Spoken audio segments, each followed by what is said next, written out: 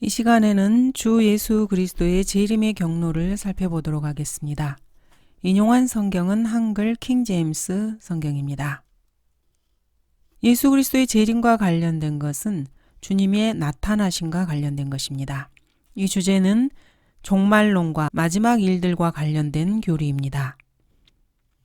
주님께서 어디로 오실지 또 어떻게 오실지 오시기 전에 어떠한 표적이 있을지 살펴보겠습니다. 사도행전 1장에서 주님께서 영광 받으시고 하늘로 승천하실 때 그 곁에 서 있던 두 사람이 제자들에게 말합니다. 보라, 흰옷을 입은 두 사람이 그들 곁에 서서 말하기를 너희 갈릴리 사람들아 어찌하여 너희는 하늘을 쳐다보고 서 있느냐. 너희를 떠나 하늘로 들려 올라가신 바로 이 예수는 너희가 하늘로 가심을 본 그대로 오시리라. 이 말씀에 따라 우리는 예수님께서 어디에서 오실 것인지 분명히 알 수 있습니다. 예수님은 구름 속으로 올라가셨고 사람들의 시야에서 가려졌다는 것을 알 수 있습니다. 보라, 그가 구름들과 함께 오시리라고 요한계시록은 말하고 있습니다. 빛나는 옷을 입고 곁에 서 있던 젊은 두 사람이 있었습니다. 정체가 무엇인지 밝혀지지 않은 이 두 사람은 분명히 주님의 재림 때 예수 그리스도의 좌우에 있게 될 두 사람인 모세와 엘리야의 모형일 것입니다. 그의 발이 그날의 예루살렘 앞 동편에 있는 올리브 산 위에 서시리라. 스가랴 14장 4절입니다. 예수님께서 처음 오셨을 때 그 장소는 분명했습니다. 이와 마찬가지로 주님께서 재림할 곳 역시 어디인지 분명합니다. 예수님께서 초림하셨을 때 유대 땅 베들레헴에서 오시리라고 성경은 분명하게 말씀하고 있습니다. 그러나 너 베들레헴 에프라타야, 내가 비록 유다의 수천 가운데서 작을지라도 이스라엘을 통치할 자가 너로부터 내게로 나오리라. 그의 나오심은 예로부터요 영원부터였느니라. 성경은 주님께서 다시 오실 재림의 장소에 대해서도 올리브산이라고 분명하게 밝히고 있습니다. 그렇지만 주님께서 올리브산에 내려오시기 전에 먼저 시내산으로 오셔서 왕의 대로를 따라서 진군하실 것입니다. 주 예수 그리스도께서는 시내산에서부터 파란산과 에돔을 통과하여 오실 것입니다. 이 민수기 21장에 나오는 왕의 대로는 여호수아가 건넜던 그 요단강을 건너서 올리브산에 이르는 길입니다. 주님은 모세가 언약궤를 만들었던 시내산에서 광야를 통과하여서 왕의 대로를 따라 요단으로 도착하실 것입니다. 이 광야는 바로 언약궤가 갔던 길입니다. 그 다음에 요단에서 출발해서 예루살렘에 도착할 것입니다. 이 역시 언약궤의 여정과 동일합니다. 그러므로 구약에서 이 길을 왕의 대로라고 부르는 것 역시 당연합니다. 왕이 이 길을 따라서 예루살렘 도성으로 들어가실 것이기 때문입니다. 우리 그리스도인들은 휴거 때 공중에서 주님을 만날 것입니다. 그러나 재림 때에는 주님과 함께 이 땅에 내려와서 이 왕의 대로를 따라 주님이 침례받았던 베다바라에서 요단강을 건너 올리브산에서부터 예루살렘 동편문으로 통해 승리의 함성과 함께 입성할 것입니다. 이 예루살렘의 동편문은 1000년 이상 문이 닫혀져 있습니다. 현재 동쪽 문은 시멘트로 완전히 봉인되어 있습니다.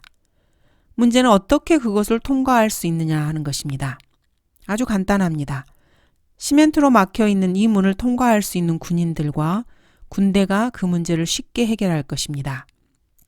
주 예수 그리스도께서는 죽음에서 부활하셨을 때 문이 잠겨져 있는데도 제자들 가운데 나타나셔서 너희에게 평안이 있을 것이라고 말씀하셨습니다.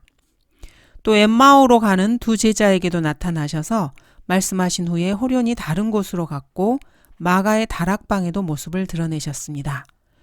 부활하신 주님의 몸은 시멘트로 된 문 같은 것은 전혀 문제될 것이 없는 몸입니다.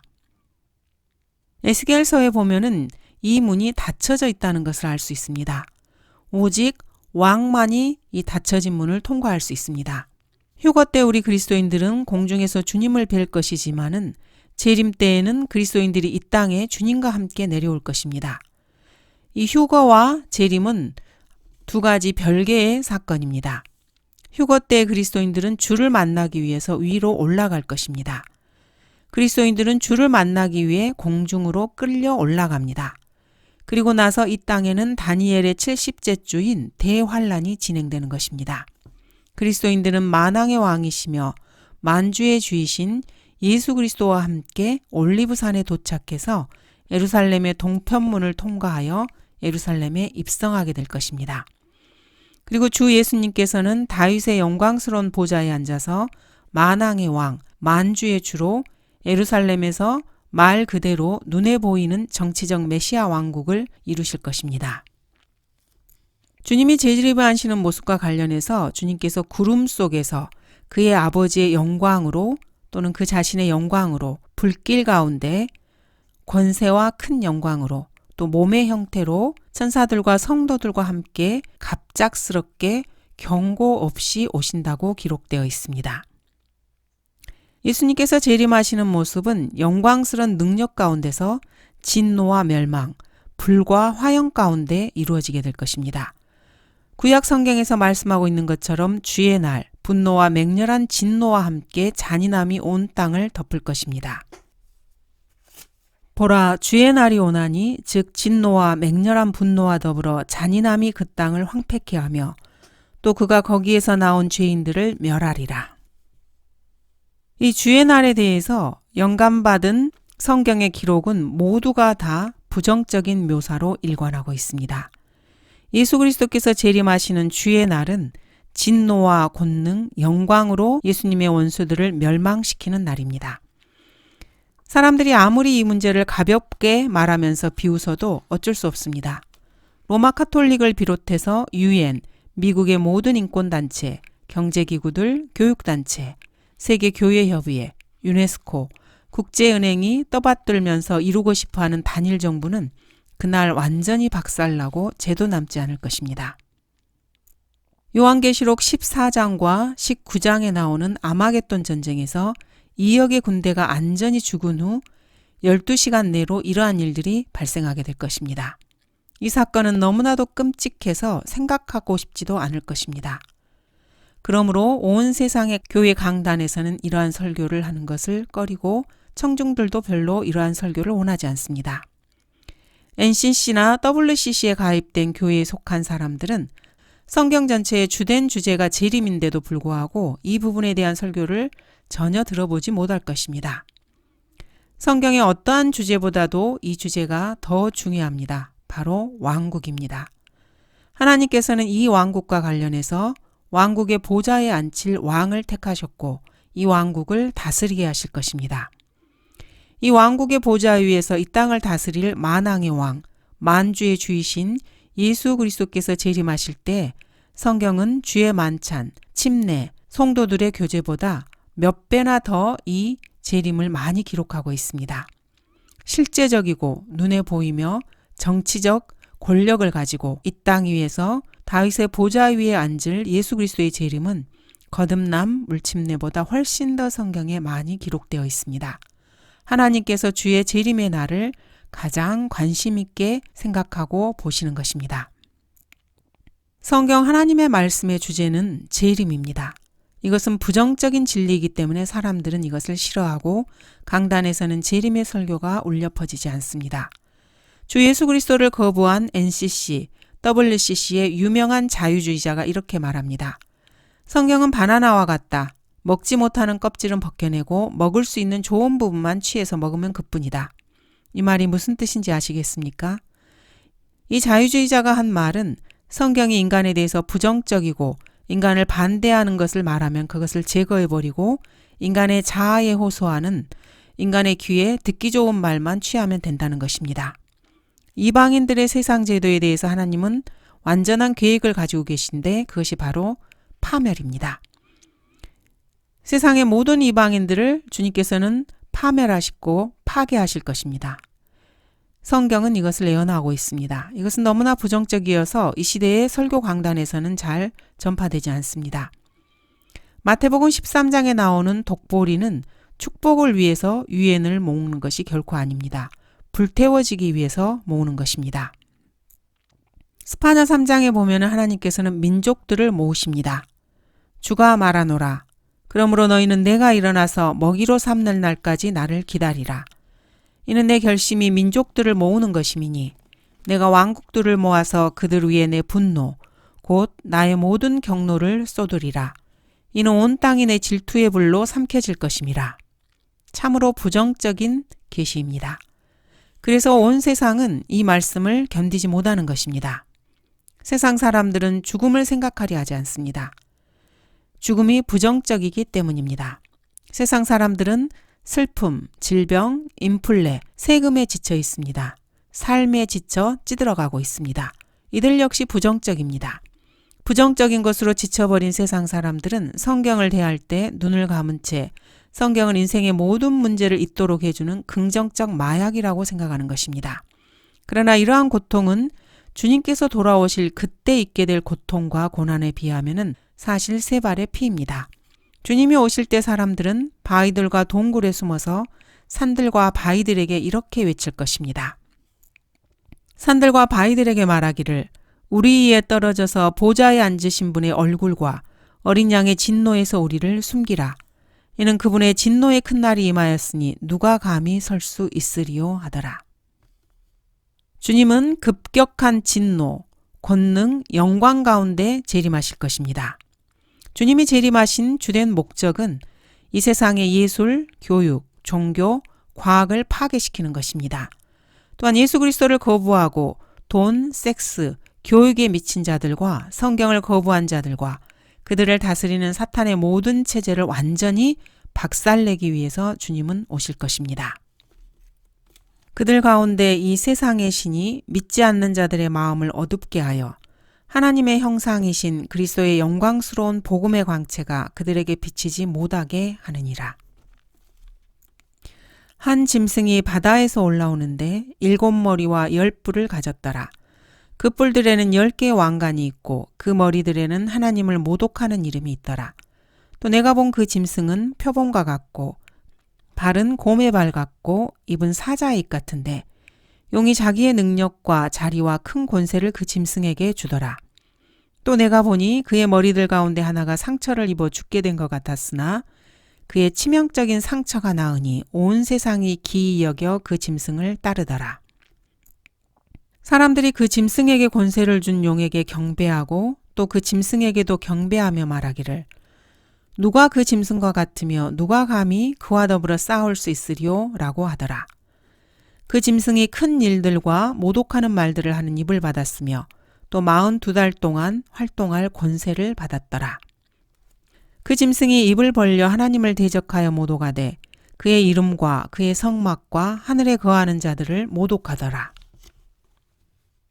그가 성도들과 싸워 그들을 이기는 권세를 받았으며 모든 족속과 언어와 민족을 다스리는 권세를 받았더라. 세상에 기초가 놓인 이래로 죽임당한 어린 양의 생명의 책에 그들의 이름이 기록되지 못하고 땅에 사는 모든 자는 그에게 경배할 것이라. 대환란 때는 이 지상에서 이러한 일이 벌어질 것입니다. 그리고 주님께서 대환란의 끝쯤에 다시 이 땅에 오시면은 그 재림 때 이 적그리스도의 왕국이 무너지고 적그리스도 역시 멸망하게 될 것입니다. 그렇다면 주님께서 오시는 이 재림의 징조에는 무엇이 있습니까? 재림의 징조는 참으로 중요합니다.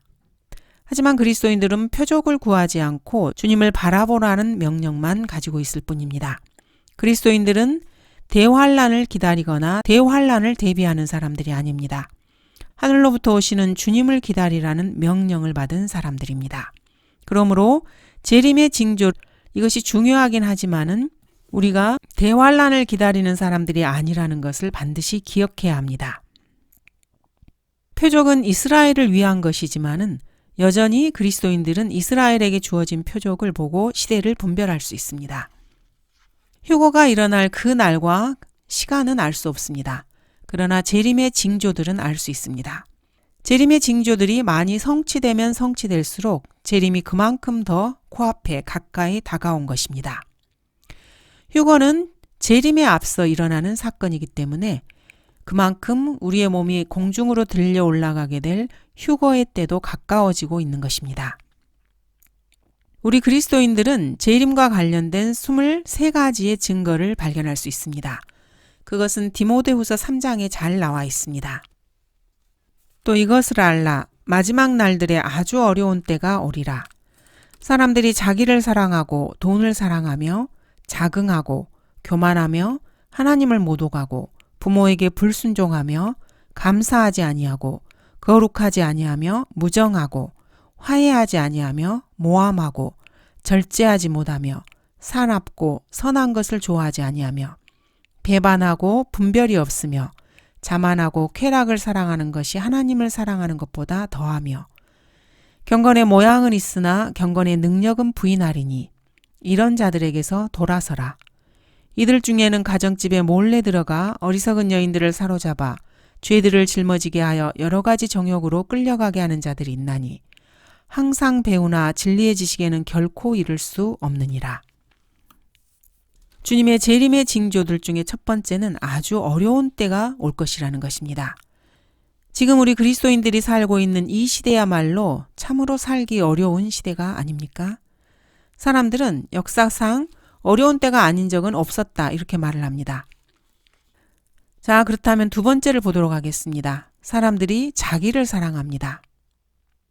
물론 어느 시대에나 사람들은 자기를 사랑합니다. 그렇지만 이 시대, 오늘날만큼이나 이렇게도 이기적인 시대는 없었던 것 같습니다. 세 번째는 탐심입니다. 혹자는 사람에게는 늘 탐심이 있기 마련이에요 라고 대답을 하기도 합니다. 그러나 이전 시대의 인간의 탐심은 이 시대에 비하면 한갓 농담쯤으로 치부될 수 있습니다. 상업 광고를 한번 보시기 바랍니다. 이것은 탐심의 근거에서 만들어진 것이고 오늘날은 광고가 판을 치는 세상입니다. 오늘처럼 이렇게 인간이 탐심으로 가득 찬 적은 인류 역사상 일찍이 없었습니다. 사람들이 뭔가 물건을 필요로 하든 필요로 하지 않든 그것이 일단 필요하다고 사람들을 설득해서 물건을 팔고 그로 인해서 돈을 벌고 치부하는 완전한 자본주의가 온 세상을 휩쓸고 있습니다. 이런 일이 인간의 역사에서 언제부터 있었는지 보시기 바랍니다. 텔레비전, 라디오가 없을 때도 이런 일이 있었습니까? 대중매체가 없었을 때 말입니다.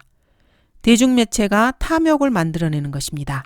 대중매체의 목적이 바로 인간이 소유하고 있지 않은 것에 대해서 욕구와 갈망을 불러일으키는 것입니다. 성경은 우리에게 먹을 것과 입을 것이 있으면 이것들로 만족하라고 명령하십니다. 이 하나님의 말씀의 근거에서 하나님께 죄를 짓지 않도록 그리스도인들은 유념해야 합니다. 아침부터 저녁까지 TV, 핸드폰 앞에 앉아있게 되면은 TV는 여러분의 눈앞에 많은 물건들을 늘어놓고 그 물건들을 사도록 유혹합니다.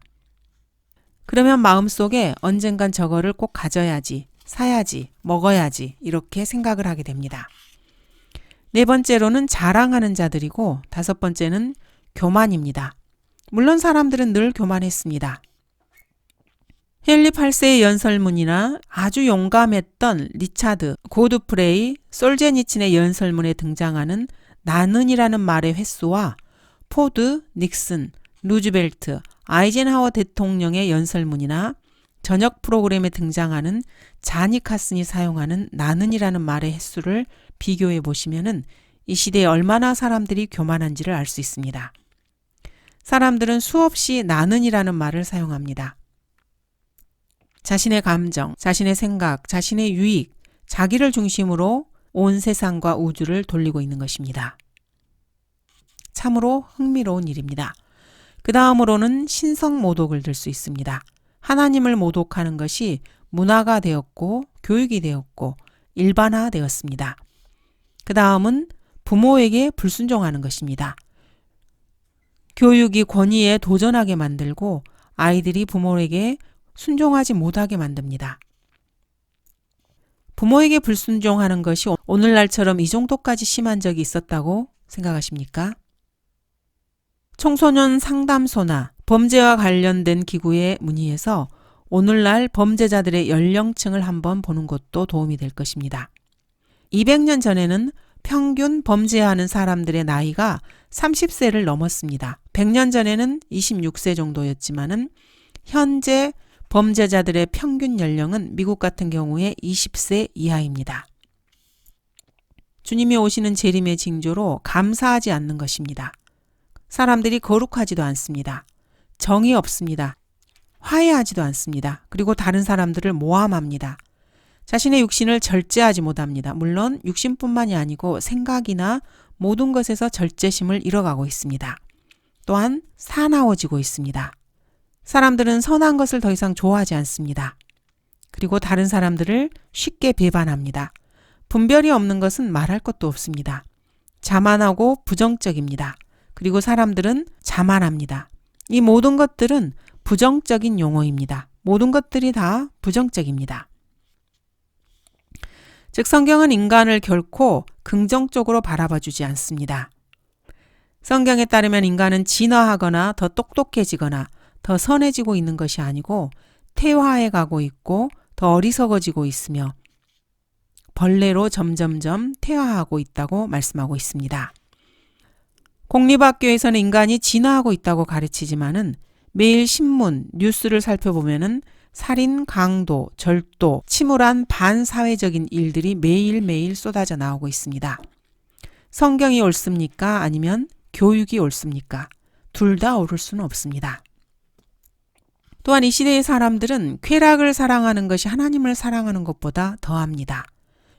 그런데 날이 갈수록 교회의 숫자는 늘어나고 종교의 숫자도 늘어납니다. 경건의 모양을 갖춘 종교 행사도 많습니다. 그렇지만 경건의 능력은 없습니다. 또한 어리석은 여인에게 죄를 짊어지웁니다. 수많은 정욕들이 인간 내부에서 폭발하여서 그것이 가시화되고 있습니다. 수많은 사람들이 뭔가를 열심히 배웁니다. 하지만 결코 진리의 지식에 이르지 못합니다. 인간에 대해서 마지막 때에 묘사하고 있는 이러한 모든 표현들은 다 부정적인 표현입니다. 이것이 성경이 미래에 대해서 한 예언입니다. 성경적 예언입니다. 성경은 미래에 대해서 이 땅에 평화가 올 것이라고 말하지 않습니다. 교황들이나 지구촌의 정상들, 전략무기를 제한하는 회담, 모든 종교 지도자들이 이 땅에 평화를 외치는 것은 꿈같은 소리일 뿐입니다. 성경이 인간에 대해서 예언하는 바는 처음부터 끝까지 완전히 부정적일 뿐입니다. 긍정적 요소가 단 하나도 없습니다. 마지막 날 그리스도께서 재림하신 것과 관련해서 이렇게 23가지의 예언이 성경에 기록되어 있습니다. 이 예언들은 모두가 다 인간에 대한 부정적 예언이고 인간이 결코 진화하거나 진보하지 않는다고 말씀하고 있습니다. 인간에게 진화하는 것이 있다면 딱 하나 있습니다. 마귀적 성향으로 진화하고 있습니다. 그것은 결코 진화가 아니고 퇴화입니다. 또한 마태복음에서도 11가지 이상의 표적을 볼 수 있습니다.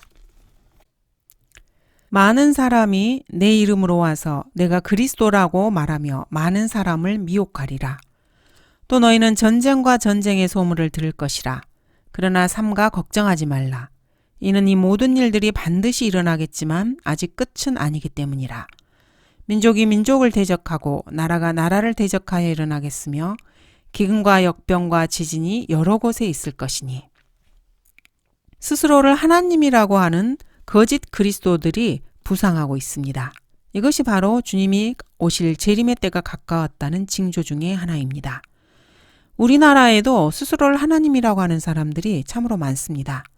신천지의 이만희, 통일교의 문선명, 한학자, 안산홍, 기타 등등 하나님이 한두 명이 아닙니다. 대한민국은 수많은 하나님을 배출한 나라입니다. 하나님의 대리자, 은혜의 아버지, 통일교에서 주도하고 있는 원리운동, 사람들이 스스로 그리스도의 대리자라고 칭합니다. 스스로를 하나님이라고 칭하는 것입니다.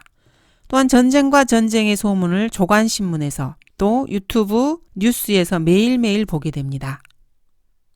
여러분은 지금도 전쟁의 소문을 듣고 있습니다. 1945년부터 40년 동안 47번의 전쟁이 있었습니다. 정확한 날짜와 정확한 장소까지 러커만 목사님께서는 다 기록을 해 놓으셨습니다. 노아의 시대 이후로 1945년부터 1985년까지 40년 동안 47번의 전쟁이 있었던 적은 문명세계 역사에는 아마 없을 것입니다. 전쟁에 미친 파시스트 집단이 있을 때보다 유엔이 창설되고 난 후에 이 지구상에 전쟁이 더 많이 일어났습니다. 1, 2차 세계대전을 제외하고 최근 30년 동안에 일어났던 수많은 사람들이 동시에 서로 죽이고 죽이는 전쟁은 세상이 시작된 이래로 결코 없었던 엄청난 재난이었습니다. 그 다음에 주님이 오시는 재림의 징조로 기근을 둘 수 있습니다. 아프리카, 중국, 인도를 보시면 됩니다. 역병이 창궐합니다. 중세를 휩쓸었던 흑사병, 현재 원인을 알 수 없는 수많은 역병들이 출현하고 있습니다. 이 시대에는 코로나도 그 중에 하나이고 또 다른 온 세계를 뒤덮는 질병들이 일어날 것입니다. 지진은 어떻습니까? 터키에서도 지진이 일어났고 일본에서도 지진이 일어났습니다. 동남아시아 쪽에서도 지진이 빈번하게 일어나고 있습니다. 불법이 성행합니다. 사람들의 사랑이 식어지고 먹고 마시자 내일이면 죽으리라는 이러한 풍조가 만연하게 됩니다. 그리고 사람들은 끊임없이 뭔가를 사고 팝니다. 그리고 집을 짓고 뭔가를 심습니다. 장가가고 시집갑니다. 이 모든 것들이 주 예수 그리스도께서 오시는 재림의 징조들입니다. 이렇게 말을 하면 사람들은 늘 먹고 마셨고 사고 팔았고 집 짓고 씨를 뿌렸고 장가가고 시집갔어요. 이게 어떻게 예수님이 오시는 표적이 되나요? 이렇게 말할 수 있습니다. 하지만 그렇지 않습니다. 통계를 보면 됩니다. 인구 비율로 보더라도 역사상 그 어느 때보다도 더 많은 물건이 전 세계를 누비고 있습니다. 건물들 역시 온 세상에 우후죽순처럼 지어지고 있습니다. 지구의 인구가 이제 80억을 넘어가고 있습니다. 미국 같은 경우에는 대부분의 사람들이 햄버거, 프렌치파이, 핫도그를 사는데 절반가량의 시간을 쏟아붓고 있습니다. 먹고 마시는 것과 관련해서 이야기하자면은 유튜브에서는 요즘 먹방이 대세입니다. 청량음료는 또 어떻습니까? 오늘날만큼이나 많은 양의 청량음료와 종류가 있은 적이 있었습니까? 18세기의 사람은 무엇을 마셨습니까? 기껏해야 거품이 있는 정도의 샴페인과 약간의 술이 전부였습니다. 모두가 다 물을 마셨습니다. 이 나라는 얼마나 먹고 마시는지 죽기 살기로 먹는 것 같습니다. 언제는 그러지 않았나 이렇게 반문하는 사람도 있을 수 있지만은 이 시대에는 먹는 것에 더 진심입니다. 특히 대한민국 사람은 더 그런 것 같습니다. 구약을 보면은 유대인들이 이스라엘에 돌아온다는 예언이 있습니다. 또 로마 카톨릭을 통해서 바벨론 제국이 재건 중이라는 사실 역시 알고 있습니다. 로마 카톨릭의 돈을 예치하고 있는 세계 10대 은행가들은 이 돈을 다시 세계 각국의 카톨릭 국가에 지원합니다. 그래서 자신들의 영향권 아래 많은 국가들을 휘어잡습니다. 그렇게 해서 로마 카톨릭과 손을 잡지 않은 나라는 한 푼도 받을 수 없게 되는 것입니다. 이들은 식량, 돈을 완전히 장악하고 지배하고자 합니다. 요한계시록 17장과 18장에는 상업의 부흥에 대해서 나옵니다. 이 역시 바벨론을 재건하려는 계획의 일환입니다. 유대인들은 이스라엘 땅으로 돌아왔습니다. 처음에 이스라엘이 살았던 땅은 거의 황무지였습니다. 그들은 관계 시설을 정비해서 물을 끌어들여 와야만 했습니다. 하지만 주님이 오시면 곧 그러한 황무지들이 장미꽃 같은 봉우리가 피어오를 것입니다. 이 시대에는 수많은 징조들을 계속해서 볼 수 있습니다. 복음이 여전히 전파되고 있습니다.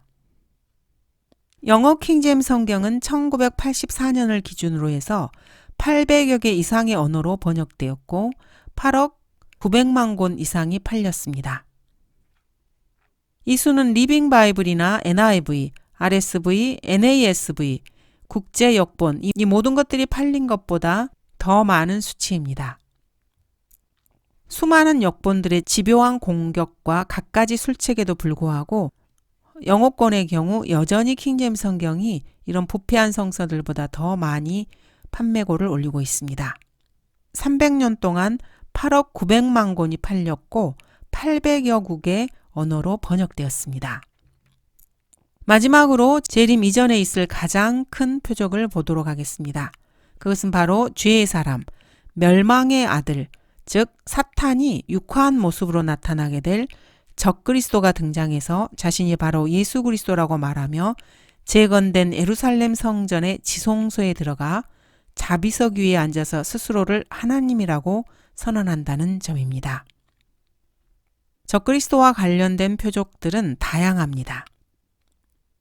온 세상이 이 적그리스도를 맞이하기 위해서 문화와 교육, 종교 모든 것을 하나로 엮으며 세계 단일 정부를 위해서 치닫고 있습니다. 세상이 돌아가는 것을 보면은 적그리스도의 왕국을 준비하고 있는 것이 확실합니다. 이것은 우리가 주님을 보게 될 날이 점점 더 가까워오고 있다는 또 하나의 증거입니다. 감사합니다.